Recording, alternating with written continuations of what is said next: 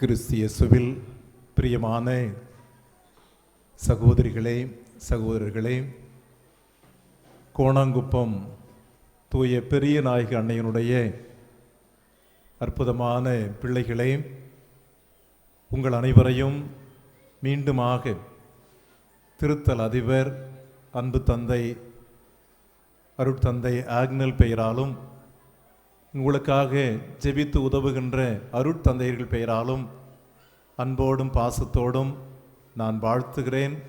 ஆண்டவர் பெயரால் உங்களுக்கு ஆசி கூறுகிறேன். இந்த ஆண்டை புதுவை கடலூர் உயர் மறை மாநிலம் எம்ஏபி குருக்கள் இங்கு பணி செய்ததனுடைய 250வது ஆண்டு ஜூபிலியை கொண்டாடி கொண்டிருக்கிறார்கள். இந்த 250வது ஆண்டு ஜூபிலி எம்இபி குருக்கள் அல்லது பாரிஸ் மறைப்போதக பணியாளர்களுடைய வருகையையும் பணியையும் அவர்கள் சந்தித்த சவால்களையும் எண்ணி பார்ப்பதற்கான ஒரு ஆண்டாக நாங்கள் திட்டமிட்டு அதை கொண்டாடுவது மட்டுமல்ல, மீண்டுமாக அவரிடமிருந்து நிறைய ஆலோசனைகளையும் வழிகாட்டுதல்களையும் அல்லது புதிய மாற்றங்களையும் பெற்றுக்கொள்வதற்கு நமது திருச்சபை புதுவை கடலூர் உயர் மறை மாநிலம் முயற்சி எடுக்கிறது. பல்வேறு முன்னெடுப்புகளை கொண்டாடி கொண்டிருக்கிறது. அதற்கும் கோணாங்குப்பத்திற்கும் என்ன தொடர்பு இருக்கிறது, சம்பந்தம் இருக்கிறது என்று நான் வரலாற்று ஆசிரியனாக பார்க்கின்ற பொழுது, ஏறக்குறைய கிபி 52 புனித தோமையார் திருத்துதல் ஒருவரான அவர் இந்தியாவிற்கு வந்தார் என்பது நமக்கு தெரிந்த செய்திதான். 52 ஏறக்குறைய கேரளாவின் அரபிக்கடலுடைய ஓரத்தில் அங்கு வந்த வணிகளோடு சேர்ந்து வந்தவர். ஏறக்குறைய கிபி 72 வரைக்கும் நம்முடைய மறைப்பணி தளத்தில் பணி செய்கிறார், இந்தியாவில் பணி செய்கிறார். இறுதியாக சென்னையில் அவருடைய இறப்பு மறை சாட்சியம் கிடைத்தது. அங்கு 72 அடக்கம் செய்யப்பட்டார் என்பது நமக்கு தெரியும். ஆனால் ஒரு நீண்ட கால கிறிஸ்துவ வரலாற்றை நமது தாய் திருச்சபை கொண்டாடி கொண்டிருக்கிறது. அதிலும் தமிழகத்தில் கிபி 52 இயேசுடைய நற்செய்தி அறிவிக்கப்பட்டிருக்கு சொல்வதிலே நாம் பெரும் மகிழ்ச்சி அடைகிறோம். கோணாங்குப்பம் அந்த காலத்தில் முகாச பரூர் என்ற இடத்தை பார்க்கின்ற பொழுது ஏறக்குறைய 400 ஆண்டுகளுக்கு முன்பாக இங்கு கிறிஸ்துவம் வந்திருக்கிறது. கிறிஸ்துவனுடைய நற்செய்தி இந்த இடம் பெற்றிருக்கிறது. 1606 அருட்தந்தை ராபர்ட் தி நொபிலி என்ற இயேசு சபை குருவானவர் இங்கு மதுரை மறைப்பணி தளத்தை நியமனம் செய்கிறார். இந்த மதுரை மிஷன் என்று சொல்வார்கள். மதுரை மறைப்பணி தளத்தை 1606 அவர் இங்கு நிர்மாணம் செய்கின்ற பொழுது ஏறக்குறைய இந்த பகுதியெல்லாம் இந்த மதுரை மிஷனுக்கு உட்பட்டது. இங்கு செஞ்சி அரசு இருக்கிறது. வேலூரில் ஆற்காட் நவாப் இருக்கிறார். இந்த பகுதியெல்லாம் குறுநில மன்னர்கள், சின்ன சின்ன குட்டி அரசர்கள் இவர்கள் ஆட்சி செய்து கொண்டிருக்கிறார்கள். இந்த பகுதியெல்லாம் கொஞ்சம் கொஞ்சம் கிறிஸ்துவர்கள் இருக்கிறார்கள். எனவே வீரமாமுனிவர் வருவதற்கு முன்பாகவே ஏறக்குறைய 100 ஆண்டுகளுக்கு முன்பாக கிறிஸ்தவம் நமது தமிழக மண்ணில் இருக்கிறது. எனவே நான் சொன்னேன் 1606 இந்த பகுதியை மதுரை மிஷன் என்று அவர்கள் உருவாக்கி பணி செய்து கொண்டிருக்கிறார்கள். இந்த மதுரையில் என்று சொல்வது மதுரையில் கிடையாது, அதற்கு பின்னாடி இருக்கிற பகுதியிலிருந்து ஏறக்குறைய பெண்ணையாறு, வெள்ளாறு, பாலாறு, கிருஷ்ணா ஆறு என்று சொல்லி ஏறக்குறைய ஆந்திர பிரதேசம் வரைக்கும் இவருடைய பணித்தளம் நீளமாக இருக்கிறது. அப்படிப்பட்ட ஒரு சூழ்நிலையில் தாய்லாந்திலிருந்து அங்கு உள்நாட்டு கலவரத்தால் துரத்தி அடிக்கப்பட்ட பிரெஞ்சு இயேசு சபை குருக்கள் நமது புதுச்சேரிக்கு வருகிறார்கள். 1687 அவர்கள் இந்த மறைப்பணி தளத்தை பங்கிட்டுக் கொள்கிறார்கள். மதுரை மிஷன் சொன்ன இயேசு சபையினுடைய முழு பகுதி இயேசு சபையின் கீழ் இருக்கிறது. கிருஷ்ணா ஆந்திரா வரைக்கும், நம் தமிழ்நாட்டில் தொடங்கி கர்நாடகா ஆந்திரா வரைக்குமே இயேசு சபை குருக்கள் பணி செய்து கொண்டிருக்கிறார்கள். ஆனால் இந்த பிரெஞ்சு இயேசு சபை குருக்கள் தாய்லாந்திலிருந்து பாண்டிச்சேரிக்கு வந்தவுடனே நம்முடைய பகுதியில் திருக்கோயிலூர், விழுப்புரம்லாம் உங்களுக்கு தெரியும், திருவண்ணாமலை எல்லாம் இந்த பகுதியில் பெண்ணையாறு இருக்கிறது. பெண்ணையாறை ஒரு எல்லை கோடாக பயன்படுத்தி பெண்ணையாருக்கு இந்த பக்கத்தில் இருக்கிறவங்களெல்லாம் மதுரை மிஷன் என்று சொல்லியும், பெண்ணையாருக்கு அந்த பக்கத்தில் இருக்கிறவங்களெல்லாம் கர்நாடிக் மிஷன் அல்லது கர்நாடக மிஷன் என்று சொல்லியும் இந்த இயேசு சபை குருக்கள் தங்களுடைய பகுதிகளை அவர்கள் சரியாக பகிர்ந்து கொண்டு பணிகளை செய்து கொண்டிருந்தார்கள். எனவே அந்த காலகட்டத்தில் 1700 என்பது கர்நாடிக் மிஷன், கர்நாடக மிஷன் ஆரம்பிக்கப்பட்ட ஒரு காலகட்டம். எனவே பெண்ணையாறு அத்திப்பாக்கம் என்பது அங்கு மையமாக கொண்டு அந்த பகுதியிலிருந்து நீங்கள் வேலூர் பகுதி, காஞ்சிபுரம், உத்தரமேரூர், கர்நாடகா, ஆந்திரா இது எல்லாம் சேர்ந்த ஒரு பகுதியை அங்கிருந்த இயேசு சபை குருக்களும் பெண்ணையாற்றுக்கு இந்த பகுதியிலே கோணாங்குப்பத்தை மையப்படுத்தி இந்த பகுதி முழுவதுமே பணி செய்கிறார்கள். அப்போ நான் சொல்றது 1700 இந்த எல்லைக்கோடு போடப்பட்டது ஆற்றின் வழியாக. அதற்கு பிறகு 1700க்கு முன்பாகவே இங்கு கிறிஸ்துவில் இருந்ததால் 1715 இது முக்கியமான மறைப்பணித்தலம், த மிஷன் சென்டர் என்று சொல்கிறார்கள். இந்த மறைப்பணித்தலத்திலிருந்து ஏறக்குறைய 1745 வரைக்கும் கோணாங்குப்பம் தான் இந்த பகுதியில் இருந்த அத்தனை கிறிஸ்தவர்களுக்கும் மையமாக இருந்திருக்கிறது. அப்போ ஒரு ஹெட் குவார்ட்டர்ஸ் சொல்றேன்ல, பங்கு இல்லை, பங்கை விட பெரியது. அப்போ இந்த பக்கத்தில் விரியூர் பகுதி, இருதயம்பட்டு பகுதி, இந்த பக்கம் இருந்தை, இந்த திருக்கோயிலூர் வரைக்கும், பணிக்குங்குப்பம், சாத்திப்பட்டு, இந்த கோவிலானூர், இந்த பகுதி எல்லாவற்றுக்கும் மையமாக இருந்தது, ஒரு மாவட்டத்தினுடைய தலைநகரமாக இருந்தது இந்த கோணாங்குப்பம் தான்.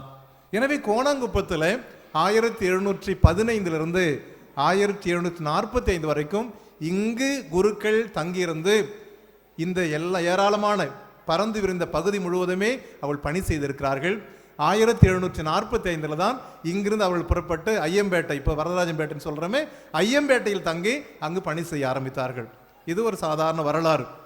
எப்படி இங்கு பெஸ்கி வந்தார், வீரமாமுனிவர் சொல்கின்ற பொழுது 1711 தான் அவர் இயேசு சபை குருவாக இங்கு பணி செய்ய வருகிறார். இந்த பணித்தல மதுரை மிஷன் என சொல்லப்படுகிற இந்த மதுரை மிஷனில் 1711 அவர் இங்கு பணி செய்ய வருகின்ற பொழுது அவருக்கு ஏலாக்குறிச்சி என்ற இடம் கொடுக்கப்படுகிறது. ஏலாக்குறிச்சியில் தான் தன்னுடைய பணியை தொடங்குகிறார். அந்த ஏலாக்குறிச்சி செல்கின்ற போதுதான் அவர் எடுத்து வந்த 2 அன்னை மரியாளுடைய அற்புத சுருவங்களிலே ஒன்று அங்கு ஆடு மாடு மேய்த்த சிறுவர்களால் மறைத்து வைக்கப்பட்ட நிலையில் கட்சிராயருக்கு கனவில் தோன்றி அம்மா அவருக்கு அவருடைய மனைவிக்கு மகப்பேறு கொடுத்து அவர் வழியாக கட்சிராயர் வழியாக ஒரு சிறிய கோயில் அமைக்கப்பட்டு பிறகு இந்த இடத்துல மிக அதிசயங்களும் அற்புதங்களும் நடப்பதை கண்டு ஆச்சரியத்தோடு வீரமாமுனிவர் மீண்டும் இந்த இடத்திற்கு வந்து இந்த அழகான கோவிலை எழுப்பி அன்னை மரியாளுடைய பக்தியை பரப்பியிருக்கிறார். அப்பொழுது இந்த பகுதியானது சாந்தோம் மறையாயருடைய ஆள்கையின் கீழ் இருந்த, சாந்தோம் மெட்ராஸில் மயிலாப்பூர் இருக்கிற பிஷப் தான் இந்த பகுதிக்கெல்லாம் பிஷப். எனவே அவரிடம் சொல்லி மணிலாவிலிருந்து அன்னை மரியாளுடைய தமிழ் பெண்ணாக அழகான அவருடைய கற்பனையில் சிந்தனையில் உதித்த அன்னை மரியாளுடைய அழகிய உருவத்தை மணிலாவிலிருந்து அழகான சுருவத்தை கொண்டு மேலாக பார்க்கிற சுருவம் அதுதான் தமிழ் பெண்ணாக அழகான ஒரு காட்சி கொடுக்கிற அன்னை மரியாளுடைய சுருவத்தை சாந்தோம் ஆயர் வழியாக மணிலாவிலிருந்து பெற்று நமது ஆலயத்திலே அவர் அரங்கேற்றம் செய்திருக்கிறார். நான் படிக்கிற வரலாற்றை படிக்கும் பொழுது இந்த திருப்பயணம் நம்முடைய பில்கிரிமேஜ் எப்போ ஆரம்பிச்சதுன்னா 1720 இப்படி கோணாங்குப்பத்தை நோக்கி மக்கள் திருப்பயணிகளாக வர ஆரம்பிச்சிருக்கிறாங்க. 1720 இன்னைக்கு எத்தனை வருஷம் ஆச்சு? கணக்கெல்லாம் கொஞ்சம் வீக்கு தான் நினைக்கிறேன். ஏறக்குறைய 305 ஆண்டுகள் கடந்திருக்கிறது. இன்னைக்கு 306வது வருஷத்தில் நீங்க திருப்பயணிகளாக வந்திருக்கிறீங்க, பில்கிரிம்ஸா வந்திருக்கிறீங்க, யாத்திரிகர்களாக வந்திருக்கிறீங்க. 306வது வருஷம். அப்ப 1720 306 ஆண்டுகள் நம்முடைய அன்னை மரியாள் பெரிய நாயகி தாயினுடைய அவருடைய பிரசன்னம், அவருடைய உடனிருப்பு, அவருடைய பரிந்துரை, அவருடைய பாதுகாப்பு இங்கு வருகின்ற அத்தனை பேருக்கு கிடைத்திருக்கிறது. அப்போ 300 வருஷமா நம்ம கணக்கு போட்டோம்னா எத்தனை லட்சக்கணக்கான மக்கள் அன்னை மரியாளுடைய பரிந்துரையும் பாதுகாப்பையும் பெற்று நலமான வாழ்வை பெற்றிருப்பார்கள். இது தமிழகம் மட்டுமல்ல, தமிழகத்தை கடந்து பல்வேறு மாநிலங்கள், அப்போ நான் சொன்னது போல கிருஷ்ணா ரிவர்னு சொன்னால் கிருஷ்ணா நதி இருக்குதுன்னு சொன்னால் ஆந்திரா, கர்நாடகா இதெல்லாமே ஒரு மையப்பகுதியாக நம்முடைய கோணாங்குப்பம் இருந்திருக்குன்னு சொன்னால் எத்தனையோ கோடிக்கணக்கான மக்களுக்கு நம்முடைய தாய் பெரிய நாயகி அவர்கள் தன்னுடைய பரிந்துரையாலும் தன்னுடைய வல்லமைக்கு உடனிருப்பாலும் தன்னுடைய மக்களுக்கு ஏராளமான அனுகூலங்களையும் ஆசீர்வாதங்களையும் அற்புதங்களையும் பெற்றுக் கொடுத்து கொண்டே இருக்கிறார். இன்று நீங்கள் 306வது ஆண்டு திருப்பயணிகளாக வந்திருக்கிறீர்கள். அன்புக்குரியவர்கள், இந்த நாளிலே நமக்கு கொடுக்கப்பட்ட இறைவாக்கு பகுதியை நாம் யோசிக்கின்ற பொழுது சாமுவேல் புத்தகத்தில் முதல் அரசனுடைய நியமனம், இந்த மக்கள் இஸ்ராயல் மக்கள்லாம் சொல்றாங்க, எங்களுக்கு ஒரு அரசன் வேணும், மற்ற இனத்தை ஆட்சி செய்வதற்கு ஆளுகின்றவர்கள் இருக்கிறார்கள், அரசர்கள் இருக்கிறார்கள், எங்களுக்கு அதே போல ஒரு அரசன் வேணும், ஆட்சி செய்யணும் அப்படின்னு கேட்கின்ற பொழுது சவுலை, சாதாரணமானவனை, கழுதையை தேடிக்கொண்டு சென்றவனை கடவுள் முதல் அரசனாக இஸ்ராயேல் கொடுக்கிறார். ஒரு சாதாரண மனுஷன், அவன் ஆடு மாடு தேட மாதிரி கழுதை தேடின்னு போனவனை தான் முதல் அரசனாக இந்த இஸ்ராயேல் குலத்தில் கொடுக்கிறார். ஆனால் அப்படி நியமனம் செய்கின்ற பொழுது, அபிஷேகம் செய்து இந்த உலகத்திற்கு இஸ்ராயேல் மக்களுக்கு அரசனாக கொடுக்கின்ற பொழுது சில கட்டளைகளை கொடுக்கணும். இப்படித்தான் இருக்கணும், நீ ஆட்சி செய்யறன்னு சொன்னா, நீ அரசனா இருக்குன்னு சொன்னா, உன்னுடைய ஆற்றல் அல்ல, உன்னுடைய பின்புலத்தால் அல்ல, உன்னுடைய குடும்ப செல்வாக்கால் அல்ல, நீ பெரிய ஆளுன்றதுக்காக அல்ல, எனக்கு பதிலாளா இருக்கிறாய், நான் தான் உனக்கு சக்தியாக இருக்கிறேன், நான் தான் உனக்கு ஆற்றலாக இருக்கிறேன், நான் தான் உன்னை வழிகாட்ட போகிறேன், நான் தான் ஆட்சி செய்ய போகிறேன், எனவே என்னுடைய இடத்தில் மட்டும்தான் இருக்கிறாய் ஒழிய நீ கடவுள் அல்ல, நீ ஆட்சி செய்கிற அரசனும் அல்ல, எனக்கு பதிலாளா இருக்கிறாய், நான் சொல்வதை மட்டும்தான் செய்ய வேண்டும் என்று சொல்கிறார். எனவே அப்படிப்பட்ட உத்தரவோடு கட்டளையோடு ஆண்டவர் இந்த நியமனத்தை கொடுக்கிற, அபிஷேகத்தை கொடுக்கிற பொழுது இந்த அரசன் கடவுள் கொடுத்த ஆசீர்வாதத்தை இழக்கிறான், அவர் கொடுத்த கட்டளையை மீறுகிறான், அவருடைய நியமங்களை புறக்கணிக்கிறான். அவர் என்ன சொல்லி கொடுத்தாரோ அதை விட்டுவிட்டு நான் அரசன் சொல்லி காலரை தூக்கி கொடுக்கின்ற பொழுது ஆண்டவர் அபிஷேகத்தை அவருடைய அரச தன்மையிலிருந்து அவன் நீக்குவதை பார்க்கிறோம். அதான் முதல் வாசகம். அன்புக்குரியவர்களை, நான் யோசித்து இருக்கிறேன், இன்னும் நமக்கு கொடுக்கப்பட்ட எல்லா விதமான ஆசீர்வாதங்கள், ஒரு அரச மகிமை, ராஜாவா ராணியா நீங்கள்லாம் வளம் வரலாம், அல்லது பெரிய செல்வந்தர்களாக இருக்கலாம், செல்வாக்கு மிக்கவர்களாக இருக்கலாம், உயரிய பதவியில் இருக்கலாம், நிறைய பணி செய்யலாம், வேலை வாய்ப்பு பெற்றிருக்கலாம். கடவுள் சொல்வார், இதெல்லாம் நான் கொடுத்தது தான் சொல்வார். எப்படி சவுலுக்கு சொன்னாரோ அதே போல நீங்க இருக்கிற எல்லா விதமான உயர்ந்த அந்தஸ்தும் அல்லது செல்வ செழிப்பும் வளமான வாழ்வும் நீங்களாக எடுத்து வரவில்லை. நீங்க மண்ணுக்கு வரும்போது எப்படி வந்தீங்க? ஒன்றும் இல்லாதான் வந்தீங்க, சாதாரணமானதான் வந்துறீங்க. ஆனால் இது எல்லாம் நான் இந்த அரச மகுடத்தை கொடுத்தது, அரச மணிமுடியை சூட்டியது நான் கொடுத்தது. அதை சரியாகவும் முறையாகவும் பயன்படுத்த தவறினால் சவுலுக்கு நேர்ந்தது போல உங்களுக்கும் எனக்கும் நேரிடும். எனக்கு கொடுத்த கிருபை, எனக்கு கொடுத்த ஆசீர்வாதம், எனக்கு கிடைத்த குருத்துவ அபிஷேகத்தை நான் சரியாக பயன்படுத்தவில்லை என்று சொன்னால் என்னுடைய அரச நிலையிலிருந்து, அபிஷேக நிலையிலிருந்து, குருத்துவ நிலையிலிருந்து கடவுள் என்னையும் தூக்கி எறிவார். அதே போல நீங்கள் குடும்பங்களிலே இருக்கின்ற பொழுது, குடும்பங்கள் வாழுகின்ற பொழுது எல்லாமே கடவுளுடைய கிருபை என்பதை புரிந்து கொள்ள வேண்டும். கடவுள் கொடுத்த இலவச கொடை என்பதை புரிந்து கொள்ள வேண்டும். கடவுள் கொடுத்த பிச்சை என்று எண்ண வேண்டும். அப்படி நினைக்கின்ற பொழுதுதான் நாம் கடவுளுக்குரிய மக்களாக, கீழ்ப்படியில் உள்ள மக்களாக, கடவுளுடைய கட்டளைகளை கடைபிடிக்கின்ற மக்களாக நாம் வாழ முடியும். அதைத்தான் அன்னை மரியாள் சொல்லிக் கொடுத்திருக்கிறார். அவர் சொல்வதை செய்யுங்கள், அவர் சொல்வதை செய்யுங்கள் என்று சொன்னால் அவர் என்ன திட்டமிட்டு இருக்கிறார், அவர் என்ன செயல்படுத்த விரும்புகிறார், அவருடைய நோக்கம் என்ன, இதை நாம் அறிந்து நம்முடைய அன்றாட வாழ்க்கையில நம்முடைய பணிகள் செய்கின்ற பொழுது அதிசயம் நடக்கும். அங்கு திராட்சை ரசம் மிகுதியாக கிடைத்தது, வழிந்து ஓடியது, அவர்கள் விளிம்பு வரை நிரப்பினார்கள் என்று சொல்லப்படுகிறது. அப்படின்னா அப்படிப்பட்ட ஆசீர்வாதங்கள் நிச்சயமாக அன்னை மரியாள் பெற்றுக் கொடுப்பார். எப்பொழுது? அவர் சொல்வதை செய்கின்ற பொழுதுதான். அதை நாம் நற்செய்தியில, மார்க் நற்செய்தி தொடக்கத்தில் there is a 5 conflicts என்று சொல்லுவாங்க. 5 conflicts தான் இந்த பரிசேயர்கள். இப்பதான் ஆண்டவர் தன்னுடைய பணியை தொடங்கியிருக்க, ஞானஸ்தான விழா முடிச்சிருக்கிறோம், இப்போ ஞாயிற்றுக்கிழமை பார்த்துருப்பீங்க. ஆண்டவருடைய திருமுழுக்கு பிறகு, ஞானஸ்தான பிறகு அவர் பணியை தொடங்கி இருக்கிறார். எடுப்பில் எதிராளிகள் அங்க இருக்கிறாங்க. 5 மோதல்கள், சச்சரவுகள் சொல்லுவாங்க. எப்படா இவர் ஏதாவது தப்பு பண்ணுவாரு, மாட்டுவாரு, அவருக்கு நாம எதிராக செய்யலாம் அப்படின்னு சொல்லி அவர்கள் திட்டமிட்டு அமர்ந்திருக்கிறார்கள். 5 விதமான ஒரு சச்சரவுகளை, மோதல்களை பரிசேய கும்பல் இவருக்கு எதிராக உருவாக்குறது. இன்று வாசிக்கப்பட்ட நற்செய்தி 3வது மோதல் என்று சொல்வார்கள், 3rd conflict என்று சொல்லுவாங்க இங்கிலீஷ்ல. இப்போ 3rd conflict, அதுக்கு முன்னாடி 2 இருக்கு, பின்னாடி வரும். முதல்ல அவர் ஒரு குணமாக்குறார். தொழுகை கூடத்தில் முடக்குவாதம் மற்றொன்று குணமாக்குற பொழுது அவர் சொல்றார், உன் பாவங்கள் மன்னிக்கப்பட்டன, நீ எழுந்து நடன்னு சொல்ல. பாவங்களை மன்னிக்கப்பட்டன்னு சொல்லிட்டு உன் படுக்கையை எடுத்துக்கொண்டு எழுந்து நட என்று சொல்வார். அப்போ அவன் சொல்றான், பாவங்களை மன்னிக்கிறது உனக்கு என்ன அருகதை இருக்கு, நீ கடவுளா, நீ தேவதூஷணம் சொல்றன்னு சொல்லி முதல் மோதலை உருவாக்குவார்கள். 2வதாக ஆண்டவர் இந்த சாதாரணமாக பாவிகள் என்று புறக்கணிக்கப்பட்டவர்களோடு உணவு உண்கின்ற பொழுது இவர் தீயவர்களோடு உணவு உண்கிறார் என்று சொல்ற ஒரு பாகுபாட்டை உருவாக்கி ஆண்டவருக்கு எதிராக மோதுவார்கள். இன்று அவர்கள் நோன்பை பற்றி பேசுகிறார்கள். நோன்புன்னு சொன்னா நாங்கள் பரிசேயர்களும் நோன்பு இருக்கிறாங்க, யோவானுடைய திருத்துவர்கள் நோன்பு இருக்கிறாங்க, ஆனா உங்களுடைய சீடர்கள் எப்போதும் சாப்பிட்டுட்டே இருக்கிறாங்க அப்படின்னு சொல்லி ஒரு மோதலை ஆண்டவரோடு கொண்டு வருகின்ற பொழுது ஆண்டவர் சொல்வார், மணமகனோடு மணமகனுடைய தோழர்கள் இருக்கின்ற பொழுது அவள் நோன்பு இருக்க வேண்டிய அவசியமே கிடையாது. இஸ்ராயலுடைய வரலாற்றை படிச்சோம்னா அதில் ஏறக்குறைய ஒரு திருமண வைபவம், திருமண கொண்டாட்டம் என்பது the wedding ceremony will be lasting for 1 week. ஒரு வாரம் முழுசுமே கொண்டாட்டம் இருக்கும், சாப்பாடு தடபடலா இருக்கும், விருந்து தான் ஒரு வாரம் இருக்கும்.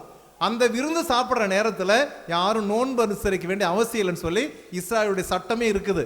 எனவே ஆண்டவர் சொல்றாரு, மணமகனோடு மணமகனுடைய தோழர்கள் இருக்கின்ற பொழுது இங்கு நோன்பு இருக்கணும்னு அவசியம் கிடையாது, அவள் சந்தோஷமா இருக்கணும், அதுதான் அவங்களுடைய வேலைன்னு சொல்லிட்டு அவள் சொல்றார், நான் வந்தது புதிய மாற்றத்தை கொடுப்பதற்கு. புதிய ஆடை, புதிய மது அல்லது ரசம் என்பது நான் புதிய உடன்படிக்கையை கொடுக்க வந்திருக்கிறேன். பழசெல்லாம் தூக்கி குப்பையில போட்டுட்டு புதிய மாற்றத்தை நீங்கள் கடைபிடிக்க வேண்டும் என்று சொல்லி ஆண்டவர் அழகான ஒரு பதிலை கொடுப்பார். அன்புக்குரியவர்கள், இன்று நீங்கள் வந்திருக்கிறீர்கள். ஒரு சிலருக்கு நாம் நோன்பு அனுசரிக்கிறது அல்லது ஜெபம் செய்யறது, திரியாத்திரை வர்றது, பூசை ஒப்பு கொடுக்கிறது, தான தர்மம் பண்ணுவது, இது வழக்கமாக நாம் செய்து கொண்டே இருப்போம். அப்படி செய்கின்ற பொழுது அதன் நோக்கத்தை இழந்துவிட்டு ஆடம்பரத்திற்காக, பகட்டிற்காக அல்லது விளம்பரத்திற்காக நாம் செய்ய ஆரம்பிக்கின்ற பொழுது கடவுள் எச்சரிக்கை கொடுப்பார். யூதருடைய சட்டத்தில் டே ஆஃப் அட்டோன்மெண்ட் என்று சொல்லப்படுகிற ஒரு நாள் பாவ பரிகார நாள், ஒரே ஒரு நாள் தான். அன்னைக்கு விரதம் இருந்தால் போதுன்னு சொல்லி கொடுக்குறாங்க. Day of expiation, day of atonement சொல்லுவாங்க, பாவ பரிகார நாள். ஆனால் நம்ம ஆளுங்க ஓவரா சீன் போடுறதுக்காக வாரத்தில் 2 நாள் விரதம் இருப்பான். திங்கட்கிழமை விரதம் இருப்பான், வியாழக்கிழமை விரதம் இருப்பான். விரதம் இருக்கும்போது மூஞ்ச கழுவ மாட்டான், சந்தை கூடுற இடத்துல போய் நின்று இருப்பான், கை நீட்டி ஜெபிப்பான், சாம்பல் அள்ளி போட்டுக்குவான். இதெல்லாமே யூதர்கள் விளம்பரத்திற்காக வாரத்துக்கு 2 முறை செய்கின்ற பொழுதுதான் ஆண்டவர் கண்டிப்பார். மத்தேயு நற்செய்தி 5 நம்ம படிக்கின்ற பொழுது, நீங்கள் விகாரப்படுத்தி கொண்டு நோன்பு இருக்க வேண்டாம், நீ செய்யறத கடவுளுக்கு தெரிஞ்சா போதுன்னு சொல்வார். நீங்க நம்ம திரியாத்திரை வந்திருக்கிறோம், அன்னையினுடைய திருத்தலத்தை நோக்கி வந்திருக்கிறோம், ஆண்டவர் சொல்வதை செய்கிறோமா, அன்னை மரியாளுடைய வேண்டுகோளை ஏற்றுக்கொள்கிறோமா யோசிப்போம். அடுத்தவர்களுக்காக அல்ல, அடுத்தவர்களுக்கான பக்தி முயற்சி எந்த பலனும் தராது. அடுத்தவர்கள் கொடுக்கிற பாராட்டு நமக்கு எதுவுமே கிடையாது, ஒண்ணுமே ஒரு புண்ணியமும் கிடையாது. ஆண்டவர் முன்னிலையில் நாம் நியாயமானவர்களாக, நீதி உள்ளவர்களாக, இரக்கம் மிகுந்தவர்களாக, உதவுகின்றவர்களாக, பிறருக்கு தொண்டாற்றுகின்றவர்களாக, ஏழை எளிய கரிசனை காட்டுகின்ற மக்களாக வாழ்கின்ற பொழுது நிச்சயமாக பெரிய நாயகி தாயினுடைய உடனிருப்பு, பரிந்துரை உங்கள் ஒவ்வொருவருக்கும் நிச்சயமாக கிடைக்கும். 305 ஆண்டுகளாக ஆயிரக்கணக்கான மக்களுக்கு ஆசீர்வாதங்களை பெற்றுக் கொடுத்த அன்னை இந்த ஆண்டிலும் உங்கள் ஒவ்வொருவருக்கும், உங்கள் குடும்பங்களுக்கும் அழகான அற்புதமான காரியங்களை அவர் பெற்றுத்தர வேண்டும் என்று நான் ஜெபிக்கிறேன். உங்களை ஆசீர்வதிக்கிறேன். ஆமென்.